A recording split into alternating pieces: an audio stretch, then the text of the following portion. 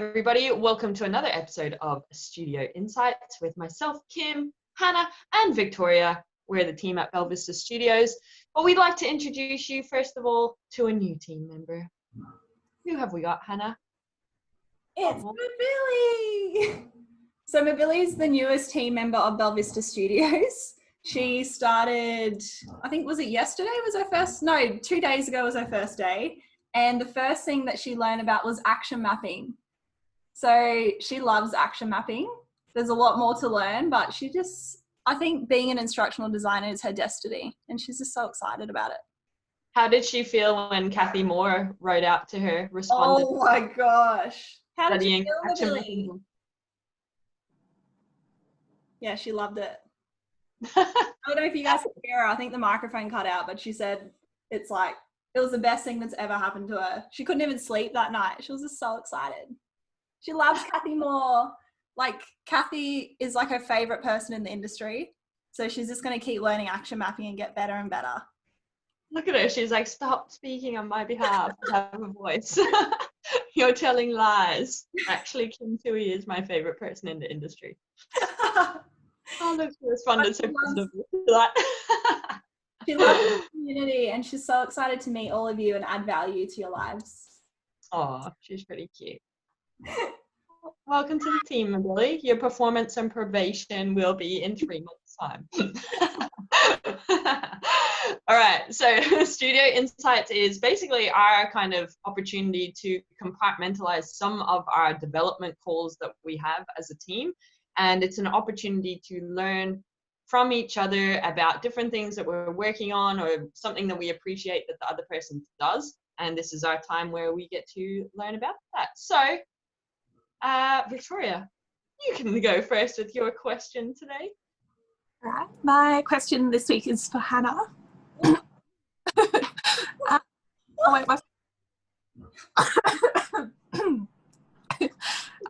So my question is about like remembering things. So we've been working on some graphic design stuff recently, but I've also noticed it in other like aspects of your work. So things like quality assurance, writing your blogs even, and like writing titles and all that kind of thing. I feel like there's a lot of key points that we always want to try and remember when we are designing something or writing something or whatever it is. And I think you're really good at remembering it all, whereas I will learn it initially. But then when it comes to actually doing the tasks, sometimes I don't remember everything I need to. Whereas I feel like you can kind of list things off the top of your head. So I just kind of want to get an idea of how you basically remember everything. Like, what's your process for getting it to really stick with you? So I don't remember everything. Kim will know that. There's lots of things that I do forget. When Kim's like, we've spoken about this. So I do find it hard. Like, I fully understand where you're coming from. It is really hard to remember everything. But I think the things that I do remember, I have like a Millernote. So Millernotes, it's like a program you can use where you have like cards and you can record text or images. And every time I learn something new, I record it in that Millernote. So for me, I remember even at uni, like writing things down or like typing it up, that helped me retain the information. So I don't know if that would work for you because it's different for everyone, but for me, it's like writing it down. And then also, and I think this aligns with learning solutions as well, talking about it and embedding it with others. So every catch up that I have with Kim, which is once a week, I go through everything that I've learned and try to teach her what I've learned. And I think teaching others is a really good way to retain information. So yeah, I guess it would be writing it down, recording it and speaking about it to others. So even when I speak to you about things, like that's helping me remember things. It could have been something I learned the day before, but through talking to you about it and applying it to something, it helps me remember it more. But it is hard to remember things. Yeah, it's probably my process, I think. I think one thing I've noticed is as well that the need to experience it as well. Do you want to talk to that? So if you think about the formal kind of writing it down, you've had the exposure, then you try to you teach us what you're learning so that we're all kind of upskilling on the different things that we're interested in. And then, experiencing it because it's a different thing to apply it. So yeah, I'd love to get your perspective and extend on that.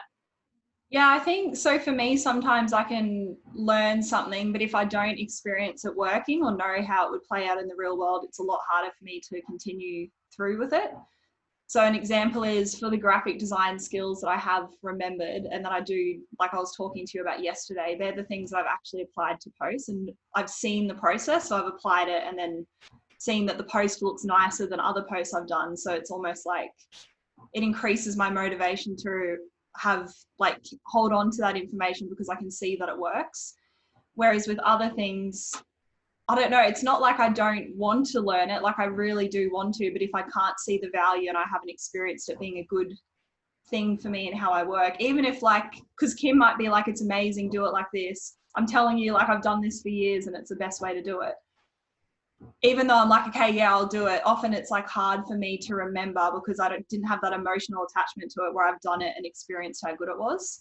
And maybe I've like tried it a few times and I haven't got the same result as Kim. So then I don't know if it's like, yeah, unconsciously I don't remember it because I'm like, it's not adding value to my life because I've tried it and it hasn't worked, or I haven't seen it play out in a way that works for me. So yeah, it is really interesting. We've spoken about it before, Kim, like the emotional part of learning, and if people, the learners, getting that emotional attachment and understanding how the learning can actually add value to their lives.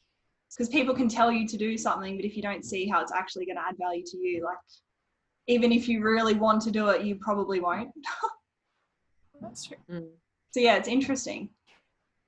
And we're still sort of figuring out how to experience it, because I know Kim and I have those discussions where I'll try to experience, but I won't quite get there. And Kim's like, oh, well, it did play out. And I'm like, I don't really see it as playing out. Like, it's not, I didn't see it adding as much value as what it does to you. And I don't know how to get that. Even though, yeah, Kim will say, no, it did play out though, but I don't feel it. Or, so yeah, it's interesting. I don't know if you get that as well, Vic. Like, there's certain things that you know help you do your job better and therefore you remember it. Whereas other things you're like, I don't really know if it would make it easier. You've just been told to do it. Yeah, I don't know. It does make sense what you're saying. Yeah, I'm trying to think how I like experience that. I just don't remember anything about it. They're both very good learners. They just have high standards of themselves. But you're hearing this self-doubt at the moment. No, but I do just know I hear a lot, like, we've spoken about this before, and I'm like, as soon as someone says it or even hints at it straight away, I'm like, oh, I forgot this, or I forgot this.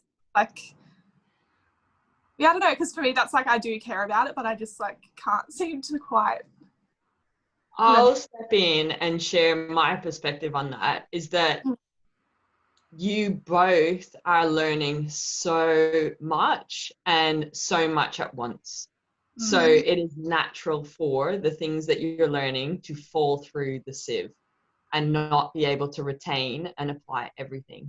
Like, the amount of learning we do, from the conversations that we have daily to the blogs that we're writing to the tasks that we're doing, everything we do is learning. I know you have like formal learning time each week, but like every interaction we have, we're creating it as a learning experience. So I think that you're actually bombarded with learning and your brain just cannot possibly hold on to every single thing.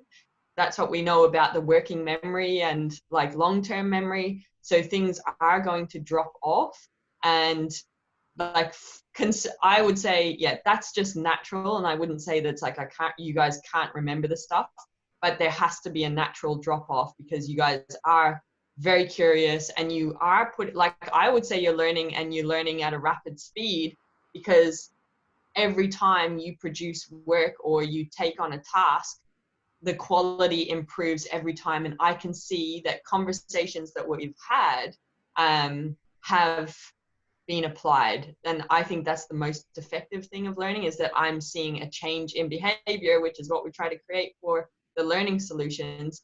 And I recognize that there is a natural, you're going to forget about some of the things because there is so much, because we're trying to improve graphic design, instructional design, e-learning development, communication, who we are as a human being. Like, all of these different compartments of our lives, we're trying to enhance all at once, and we're not just focusing on one little thing at a time. So be okay with that. And the reason is, I guess, the language around, we've spoken about this before, is that at some point, this is our repetition. Remember, we've spoken about this before.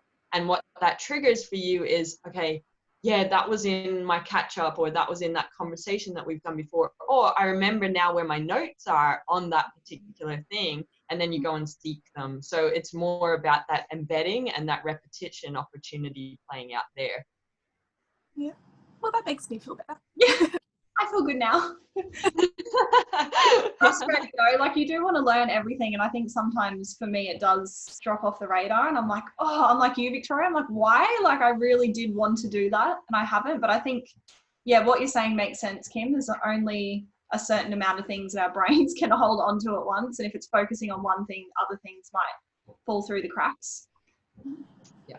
And yeah, it's interesting because it makes me think about designing learning, like how much information are we giving to people and how much do they actually retain from the solution that they complete? Because we expect, like we give them this solution and they're going to understand everything that we put into the solution at the end. But even through us and our own experiences, we don't remember, like we probably remember like 10% of what we've learned in the week and apply it. And there's other stuff going on, but it's not till it's brought up or mentioned that it comes front of mind and we start using it. Yeah. And I think that is a really beautiful thing to empathize with the learners and people watching at home, is to become a learner and learn something very different and see how you go and what your progress is like and what you forget and what you fail at and what you exceed at and what works and what you take on and what you put into action, why, all of these things. And by being a learner yourself, like we're just talking about now, we can create better learning solutions. Love it. Satisfied that your question is answered, Vic? Cool. All right, Hannah, you can go next.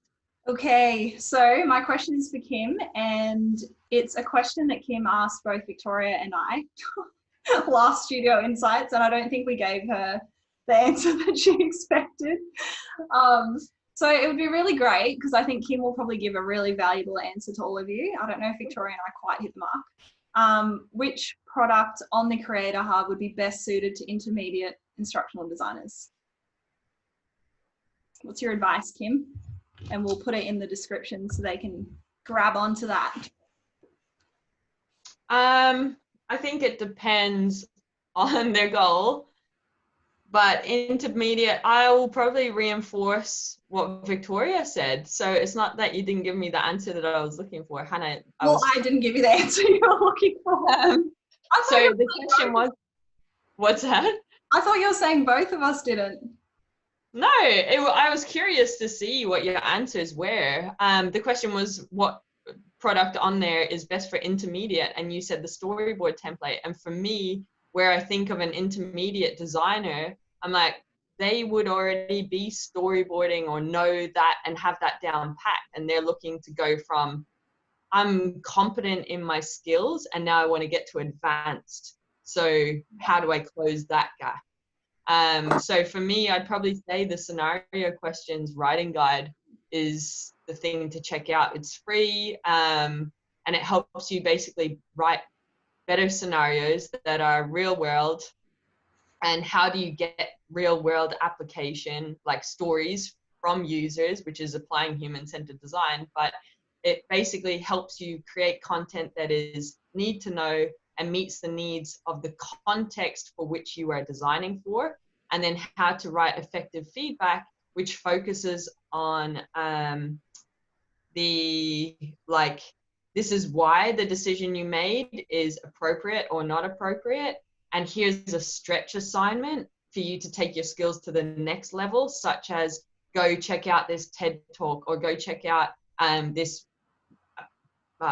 blog to further your learning and embed it even more, and then even creating opportunities for reflection within that feedback. So yeah, the writing scenarios guides under, I think it's under the freebies category. I'd go check that out.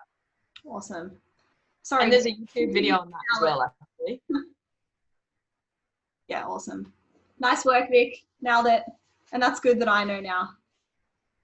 Thanks, Kim. There's no right or wrong. It was just a difference of opinion.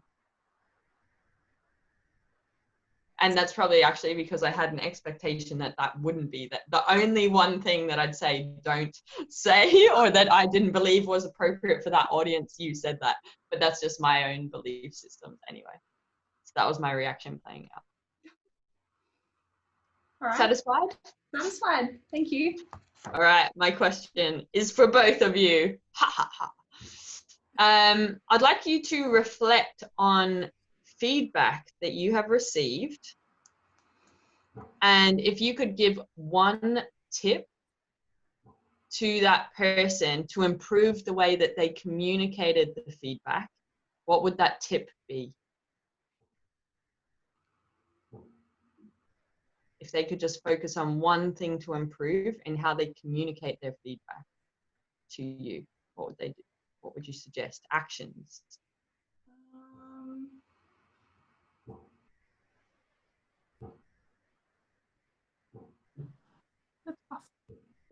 I think for me, it's being like clear and specific. So like, and I know we can't control what comes from our client, but sometimes the feedback I get, and it's good for everyone to know so that what feedback they give to others is implemented how you imagine it.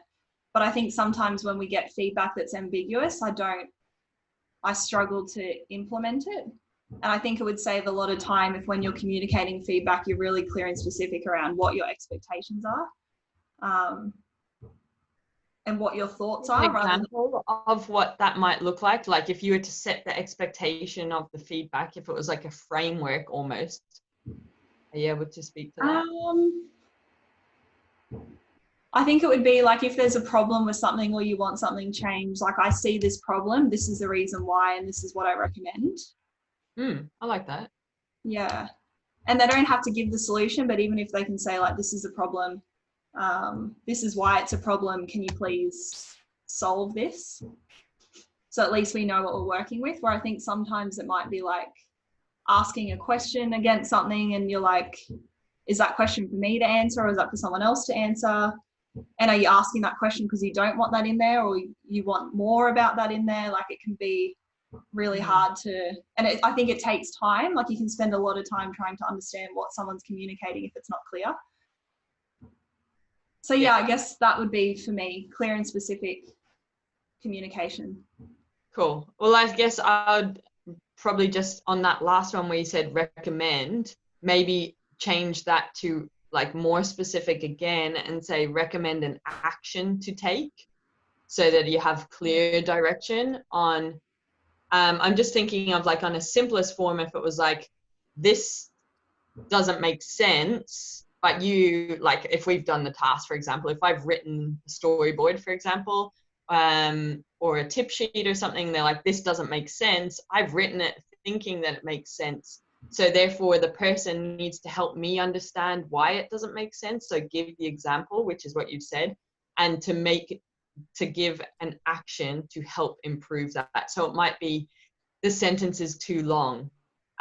So, you know, you could use the Hemingway app to write more clearly and grammatically correct. Yeah. Cool, thank you. Clear and concise feedback. Vic? I'm struggling to think of what to add to that because I think it is very similar for me as well. Like I find the feedback that you give really valuable, and I think it does follow that framework.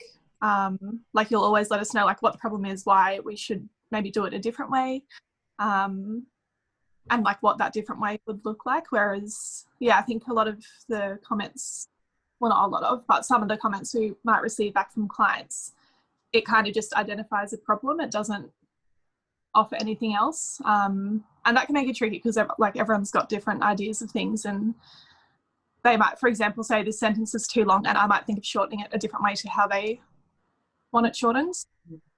Yeah, I think just having like a bit more information from people always helps, like not just identifying a problem and that's it. Because people to interpret it. So yeah, I guess always offering some kind of solution as well, or if it is like if they imagined a screen a different way or something, like show us an example of what you had in mind. It's hard, like there's so many possibilities for what it could be, and it can be really hard for, like we've got our own ideas obviously, but they're not always going to meet up with what their vision is. So yeah, just kind of providing as much information as possible to help the other person see your, or I think. Yeah, I like that. So clear expectation of the desired result. Yeah, especially if it is like quite, say if we've designed something and then they've looked at it and it's maybe nothing like what they were picturing. Where was it? Yeah, if it's nothing like what they've imagined, it's kind of hard for us to then just make a connection from them saying this is like, because sometimes we do get comments like this isn't what I pictured, or I thought it would be different, or something like that. So yeah, just getting clarification on like how or what about it is out of the million things that we could have created. Like, what do you have in mind? Because we want to make, like, we want to achieve the goal for them as well. So just trying to like get us all on the same page, I guess, is useful for feedback. Yeah. So I guess we're not mind readers. It's important to give an example, set that benchmark, because if if someone says make it more interactive and you're like, well, it's like I'm a very simple example, it's a click and reveal, like what more interactivity do you want? So like you said, the possibilities are so many. So what specifically does interactivity look like to you? Show me an example. Cool. Okay, so clear and concise feedback and demonstrate the end result, that expectation of what you want as well. Cool. Thank you. All right. Does anyone want to have anything else? Or are we done? I think that's it for me. All good. Cool. All right. Well, thank you, team. And thank you, viewers at home, for watching. If you like this video, you should share it with someone else that's going to add value to. Think about something that you want to implement into your own practice. Check out the description for more value that we bring to you from us at Belvista Studios. Have an awesome day.